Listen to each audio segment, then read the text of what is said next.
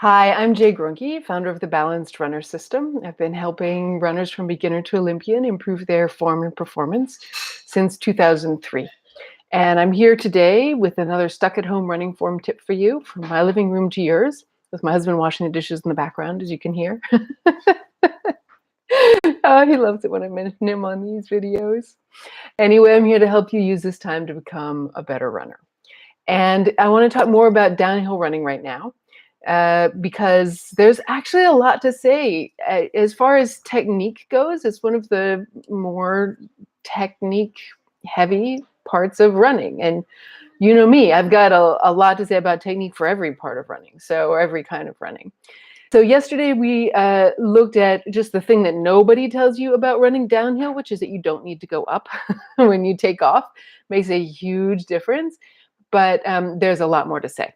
And so I want to look today at braking, like slamming on the brakes, which most runners do more than they would actually optimally want, and how to get control over that. The thing about braking is that people do it because they're sort of on a visceral level, a little bit frightened of the speed and that they're going to trip and fall. And it's just frightening to run downhill, especially if it's not a hill you know really well. And so they brake, they put the foot out in front to slow themselves down. And let me show you how that works. I think that I've got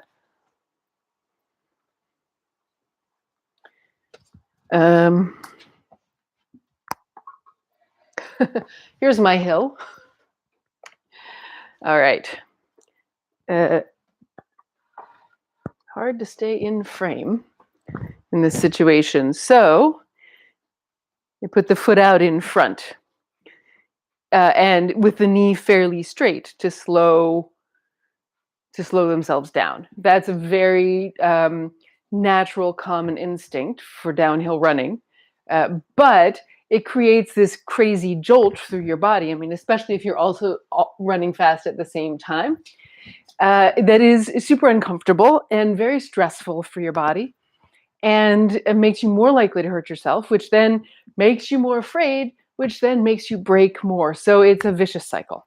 So, again, trying to slow yourself down. I'm not even going to really drop off that stool while doing that with my leg, because that would be really uncomfortable. But that's the classic thing that pretty much everybody does, at least when they start to run downhill. And it's very hard to get control of, because you end up in this situation when you're trying to talk yourself out of it, but talk doesn't even touch the level of your brain where this movement is originating. And all you can do is try and override the impulse.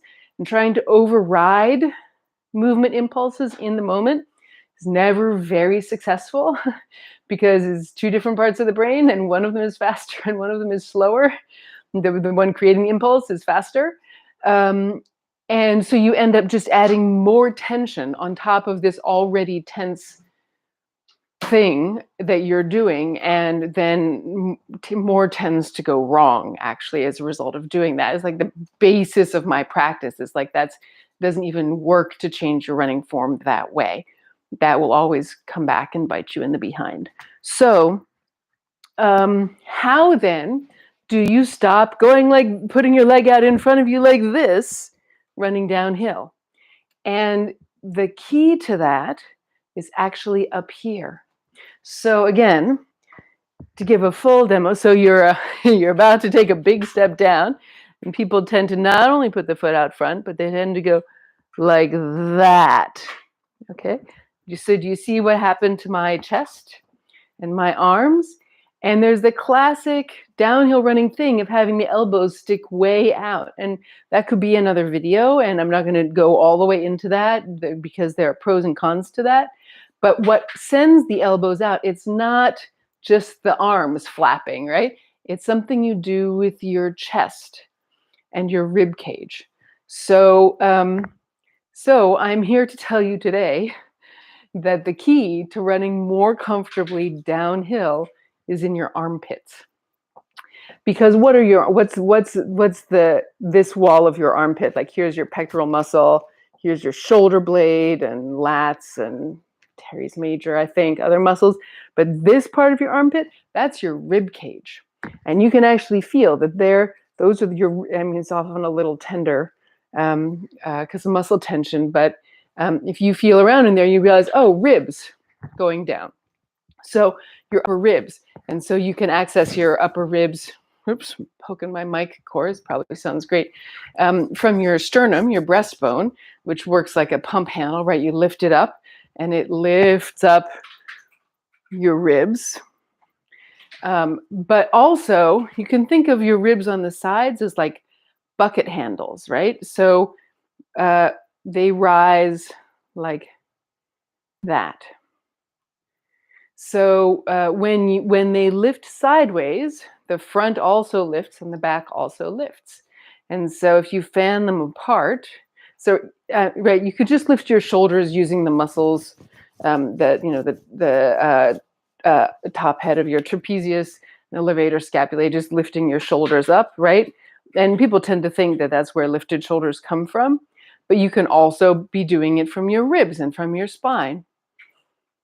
The same way as your shoulders go up if you take a big chest breath in, right? Which often accompanies this because it's the lungs inside there. So it creates a vacuum. If you fan those ribs out, then in fact you are opening the lungs and you are pulling air in, and because they're leaving them up, they're not letting the air back out. So then you get a whole breathing problem in this situation as well. Luckily, running downhill is a little less work than running uphill, so it might not be when you notice. But lifting your rib cage in general, and especially the upper ribs, is almost always part of this braking action, right? So again, from the side, right? Does that ring a bell?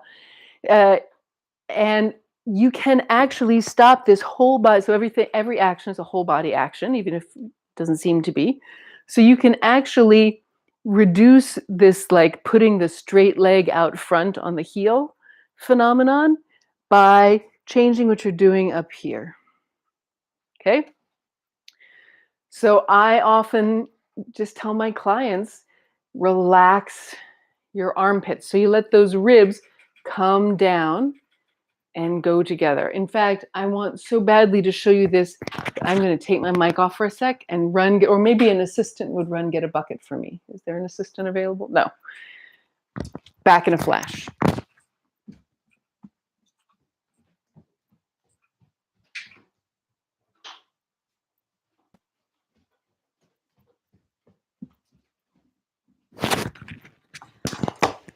All right.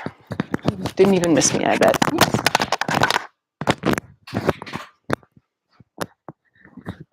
Okay. Bucket handle, right? So this is your armpit right here. This is your chest. This is your upper back. So when you lift your ribs, when you fan your ribs apart on the sides, you lift them on the side, you also affect the chest. And then depending if you're contracting muscles in your spine, actually this side won't come up as much, but you're lifting the chest as well. All right. And so when what I say, relax your armpits, again, that's a cue. So it's not going to work for everybody, but it may work for you. And just let the ribs come closer together on the sides, and they also come down in the front. And this arching of the back that has been produced by you lifting your ribs. So watch what happens, what appears to happen to my lower back when I do this. It appears to arch. And then you've really got a nasty situation in terms of the impact that's coming through this heel. It's going straight into your lower back. That's making you more uncomfortable. Then you get into this vicious cycle. But if you let the ribs in your armpits come closer together, see how my back reduced its arch to something more neutral. And that actually reduces the stiffness of my leg, and it becomes more possible to use it like that instead of like this. Okay? And it's actually very powerful. And when you do it, if your elbows were sticking out, they will come down a bit. Now, I'm not recommending now or ever that your elbows should be by your sides, because then you lock your upper body, and that is always negative for your running. And it's certainly going to be negative for the agility that you want in running down a hill.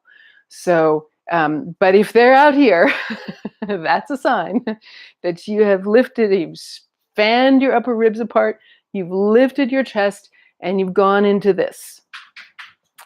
So you're going to let it come down and go together. And then you can do what I talked about in yesterday's video, which is aim yourself not out and up, but aim yourself down like a skier, parallel to the hill. And you can also do the most important things, see if this becomes a separate video or not, the most important things for having control over your speed, preventing slipping, which is and preventing slipping, which are having your knee landing with a knee more bent and your weight a bit more forward. Because when you're weighted, because the other thing that happens, in addition to the jolt of braking, like if you're on a paved road, if you're landing like this down a rocky slope with your center of gravity so far behind your foot and this knee straight or close to it, you're in a huge danger for slipping. So a rock or some dirt sliding out from underneath your heel, and you going back and landing on your butt or your elbow or your however you're going to land. So again, relaxing your chest lets you keep your weight forward or over your foot, and use this leg more pliably. And so you go from running downhill like this to running downhill like this, right? So that's, yeah, and so I'm just looking at my outline. One more thing I wanted to mention in regards to that. So if you, again, if you're looking at this, you may think tight hip flexors, right? And especially tight psoas. So your psoas is your most powerful hip flexor, and it attaches to the inside of your thigh bone, runs through the inside of your pelvis, and attaches to the inside of your lower back. So when it's tight, or when you contract it, it either flexes your hip, or if your leg is staying still, it arches your back, right? And there's a deep connection between tight psoas and anxiety. So, and even feeling more anxious will tend to tighten up that muscle. So what are we talking here about fear in running downhill? And again, relaxing your chest allows your psoas actually also to relax, and also reduces the likelihood of the things that you're afraid of happening, and your psoas can lengthen. And I do find that runners who have the habit of running with a shorter, more shortened psoas, don't so easily extend their hips, tend to have the worst trouble with this running downhill. So on that front also, it's very helpful. That covers what I wanted to say, and I see a couple questions popping up from Adelino and Patrick. Hi, good to see you guys. So Adelino, so arms near to the body, but how about the balance we need in trail running downhill? Yeah, so I want to, that's a whole, like, what's the British phrase? Horses for courses. So you want, if I talk about that here, you know, I'm going to actually address that another day. So there are times that there could be value in using your arms more for balance, and times when actually that is not your most productive way to balance. But what you don't ever want to do in any running situation that you will ever experience in your entire life is to clamp your elbows down to your sides or try to make your elbows go straight front and back. So don't do that. But just notice if your arms are doing a whole lot of this going downhill, just check, has your chest come up? Are your ribs fanning open in your armpits? And can you let that go down and let your arms just settle wherever they're going to settle in that situation? And then how is your running? And how is your control running downhill? I think you're going to find that it's improved. Patrick says, I've seen trail runners like Anton Krupicka and Kilian Jornet flail their arms when descending slopes, and I've heard that's because it helps with impact dispersion. What do you think? Yeah, we are here again, aren't we? Yeah, so again, like, it depends. Depends, but if the slope is super technical, um, and you, yeah, impact dispersion, I mean, I think of it in terms of it leaves you a little more freedom of choice about where to trust your weight. Um, yeah, there is a value in that. So, but I mean, I actually just to, in my research process before doing this video this morning, I actually was just watching video of Killian running downhill, and he may spread his arms, but he does not run downhill like this. So regardless of the situation, you're going to want to do this.